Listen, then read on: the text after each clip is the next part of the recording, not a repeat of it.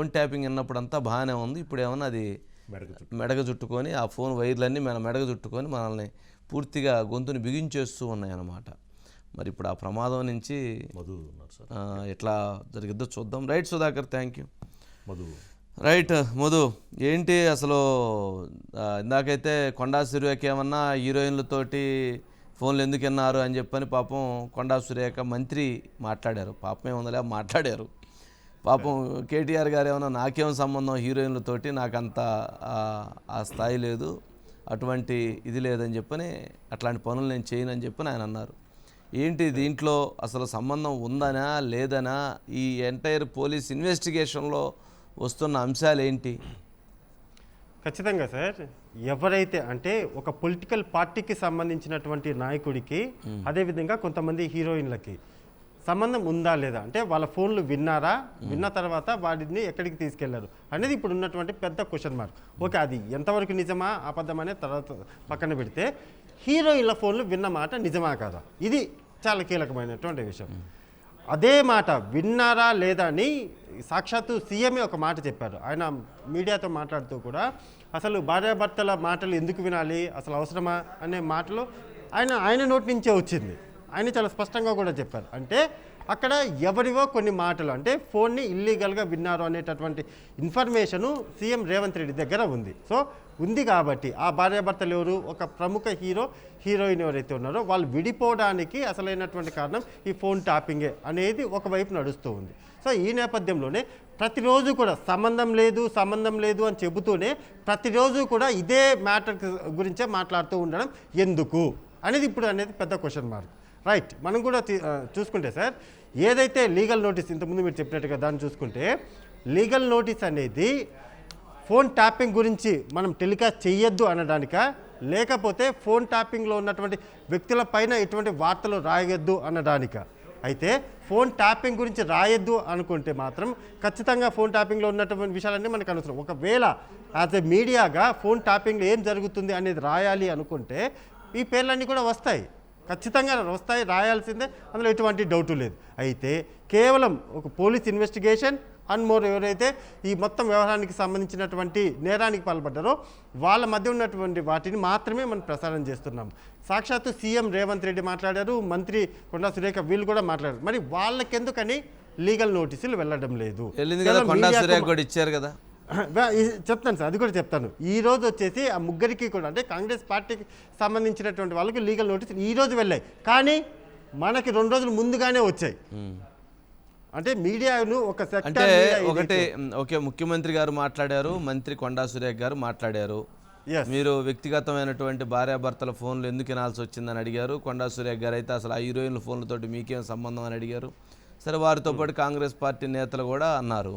కేటీఆర్ గారు ఏమైనా అసలు అట్లాంటి వినాల్సిన అవసరం లేదు, అట్లాంటి అదో పనులు నేను చేసేటువంటి వ్యక్తిని కాను అని చెప్పని ఆయన అన్నారు. ఇప్పుడు ఇంతకీ ప్రణీత్ రావు కానీ, లేదా తిరుపతి అన్న కానీ, లేకపోతే రాధాకృష్ణరావు కానీ, వీళ్ళు ఎవరైనా కానీ వాళ్ళ ఇన్వెస్టిగేషన్ ప్రక్రియలో వాళ్ళ పోలీసులకు ఇచ్చినటువంటి కన్ఫెషన్ స్టేట్మెంట్లో కావచ్చు, లేక వాళ్ళకి ఇచ్చినటువంటి స్టేట్మెంట్స్లో వాళ్ళ దగ్గర అడిగినటువంటి వాటిల్లో ఎక్కడైనా ఈ ప్రస్తావన, హీరోయిన్ల ఫోన్లు ప్రస్తావన కానీ, లేదా అది విన్నామని కానీ, లేదా వినమని ఆదేశించారని కానీ, లేదా ఫలానా వాళ్ళు విన్నటువంటి అవకాశాలు ఉన్నాయని కానీ, అలాంటివి ఏమైనా అక్కడ వచ్చినటువంటి పరిస్థితి ఉందా?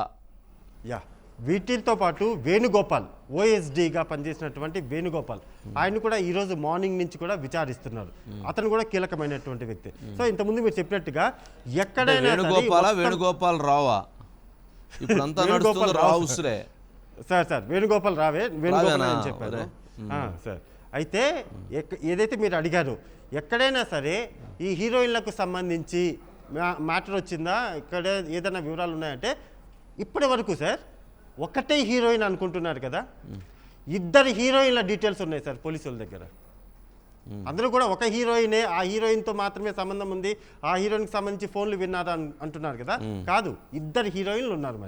మరి ఇది అందరూ కూడా ఒక హీరోయిన్కి సంబంధించి మాత్రం జరిగింది అనుకుంటున్నారు. మరి సెకండ్ హీరోయిన్కి సంబంధించినటువంటి మ్యాటర్ కూడా రాబోతున్నది, సెకండా థర్డ్ కూడా అవ్వచ్చు.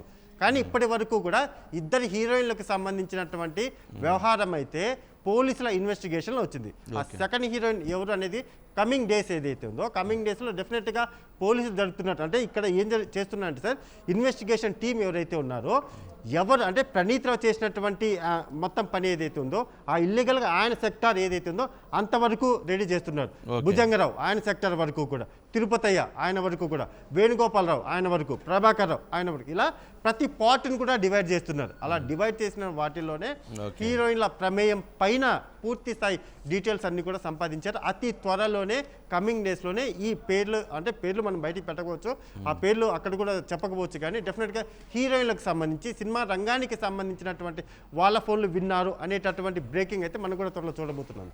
అది ఉండబోతుంది అంటావు? అయితే ఉండబోతుంది సార్, ఉండబోతుంది. ఎందుకంటే చాలా సీరియస్గా తీసుకున్నారు. అది కేవలం ఒక హీరోయిన్లే కాకుండా సినిమా రంగానికి సంబంధించినటువంటి వాళ్ళలో ఎవరైతే నటించేటటువంటి డబ్బులు ఉంటాయో ఆ డబ్బులు వెళ్ళే చోట అవి విని వాళ్ళని వెళ్ళి బెదిరించారు సార్. మరి అది అంటే ఇది ఇప్పుడు కొత్తగా వస్తున్నటువంటి అదొక పెద్ద అంశం. అంటే కొద్ది రోజులుగా జరుగుతున్నటువంటి వాటిలో ఎవరైతే బ్లాక్ మనీని తరలిస్తూ ఉన్నారో, ఎవరి దగ్గర అయితే ఎక్కువగా డబ్బులు నిక్షిప్తమై ఉన్నాయో, ఎవరైతే ఆ అమౌంట్స్ ట్రాన్సాక్షన్స్ చేస్తుంటారో వాళ్ళ ఫోన్లు విని ఆ ఫోన్లలో ఆ అమౌంట్ని వాళ్ళు లాక్ చేసి వాళ్ళు పోలీస్ స్టేషన్కి తీసుకెళ్ళిపోయి వాటిని షేర్ చేసుకున్నారు భాగస్వామ్యంగా అనేటువంటిది జరుగుతుంది. అది ప్రభుత్వంలో ఉన్నటువంటి పెద్దలకు లేదో తెలియదు, కానీ ఇప్పుడు ఎట్లా ఉండిద్దంటే డిపార్ట్మెంట్లో పొలిటికల్ లీడర్సు ఇదిగో వాడిని కొంచెం గట్టిగా 2 దెబ్బలు వేసి వాడిని ఇచ్చేయండి అని అంటే వీళ్ళు ఏం చేస్తారంటే వాళ్ళు చెప్పిన పని చేస్తారు. తర్వాత వీళ్ళకి కావాల్సినటువంటి పనులు ఒక 4-5 చేసేసుకుంటారు. ఒక తప్పు చేయమని చెప్పినప్పుడు పొలిటీషియను మిగిలిన 4 తప్పులు వాళ్ళు చేసేసుకునే దానికి అవకాశం ఉంది కొద్దిమంది. సరే, మరి ఇంత పెద్ద సిస్టంలో ఉన్నప్పుడు ఇట్లాంటి చాలా జరిగేటువంటి అవకాశం ఉంది. చాలా వదంతులు వినిపిస్తున్నాయి ఈ అంశం విషయంలో. అసలు చాలామందిని బెదిరించారని, చాలామందిని బ్లాక్మెయిల్ చేశారని, చాలామంది ఇష్యూస్లో వాళ్ళ ఫోన్ సంభాషణల్ని పిలిపించుకొని వాళ్ళకే వినిపించి వీటి చరిత్ర వెనక ఇవన్నీ ఉన్నాయి కాబట్టి మీరు ఎన్నిటి విషయంలో మీరు ఇది లేకపోతే పోలీస్ కంప్లైంట్ చేసి ఇన్వెస్టిగేషన్ చేసి మిమ్మల్ని జైల్లోకి పంపిస్తామని, ఇలాంటివి అంటే అవకాశం దొరికింది కదా అని అందులో అందరూ చేస్తుండకపోవచ్చేమో. మరి పొలిటికల్ లీడర్స్ సంబంధం ఉందో లేదో తెలియదు, కానీ కింది స్థాయిలో ఉన్నటువంటి వారు వీటిని చాలా దుర్మార్గంగా ఉపయోగించారనేటువంటిది బాగా జరుగుతూ ఉంది. అందులో జూబ్లీ హిల్స్కు చెందినటువంటి ఒక ప్రముఖ రియల్ ఎస్టేట్ వ్యాపారి కూడా ఈ విషయంలో నా ఫోన్ ట్యాప్ చేసి నన్ను ఈ రకంగా ఇబ్బంది పెట్టారు, ఈ రకంగా నాకు ఈ అన్యాయం జరిగింది, ఈ రకంగా నా దగ్గర వసూలు చేశారు అనేది కూడా కంప్లైంట్ ఆల్రెడీ లాడ్జ్ అయింది. అట్లాగే బేగం బజారుకు చెందినటువంటి కొందరు వ్యాపారులు ఎప్పుడైతే ఈ ఇన్వెస్టిగేషన్ జరుగుతూ ఉందో వాళ్ళు ఫోన్లు స్విచ్ ఆఫ్ చేసి వెళ్ళిపోయారని, మరి కొంతమంది మార్వాడీస్ వీటికి సంబంధించి హవాలా వ్యాపారం చేసేటువంటి వాళ్ళు కూడా వాళ్ళు కొంత ఈ ఆందోళన జరుగుతుంటే వాళ్ళు కూడా పరారయ్యారైపోయారని, ఇవన్నీ ఒకవైపు అయితే ఇదంతా ఒకవైపు, ఇదంతా కాయానికి ఒకవైపు. ఇక రియల్ ఎస్టేట్కు సంబంధించి రియల్ ఎస్టేట్ రంగంలో ఉన్నటువంటి చాలామంది ముఖ్యమైనటువంటి వాళ్ళు టాప్ 10 టాప్ 20 అనుకుంటే వాళ్ళు ఏమేమి వ్యవహరిస్తున్నారు, వాళ్ళు ఏం చేస్తున్నారు, వాళ్ళు చేసినటువంటి దాంట్లో ఏం జరిగింది, ఇలాంటివి అన్నీ కూడా ఆ ప్రభుత్వంలో ఒక కీలకంగా వ్యవహరించినటువంటి ఒక ఎమ్మెల్సీ ఆయన ప్రమేయం కూడా, ఆ ప్రమేయం పైన కూడా వాళ్ళు విచారణ ప్రక్రియ జరుగుతుంది అని, అది కూడా ఇంకొక 2-3 రోజుల్లోనే ఆ సమాచారం కూడా పూర్తిగా బయటకు వచ్చేటువంటి అవకాశం ఉందని కూడా తెలియజేస్తున్నారు. అంటే ఇది ఎలాంటిదంటే ఒక వివాదం జరిగింది, ఒక రియల్ ఎస్టేట్కు సంబంధించి ఒక ఇద్దరి మధ్య వివాదం జరిగింది. అందులో ఒక వ్యక్తికి తరపున ప్రభుత్వంలో ఉన్నటువంటి ఆ ఎమ్మెల్సీ సపోర్ట్ చేస్తారు. అవతల వ్యక్తి ఏం చేస్తున్నాడు, ఎటువంటి యాక్షన్ చేస్తున్నాడు, అతను ఎవరో సపోర్ట్ చేస్తున్నాడు, ఆ వ్యక్తికి ఎవరో ఏం మాట్లాడుతున్నాడు, ఇదంతా కూడా ఇక్కడ రికార్డ్ అయ్యిద్ది. ఆ సమాచారం ప్రకారంగా ఇక్కడ యాక్షన్ మొదలైద్ది. దీనికి ఏం చేయాలి, ఏం చేస్తే బెటర్గా ఉండిద్ది, ఇలాంటిది చేపించి దాన్ని మూవ్ చేశారు, ఇలాంటిది ఉపద్రవం జరిగింది అనేది కూడా మాట్లాడుతున్నారు. చూడాలి మరి ఇవన్నీ చూస్తే చాలా ప్రమాదంగా ఉన్నాయి. ఇవన్నీ ఇంకా ఆ ఇన్వెస్టిగేషన్ ఇంకా అక్కడ దాకా వెళ్ళలేదు.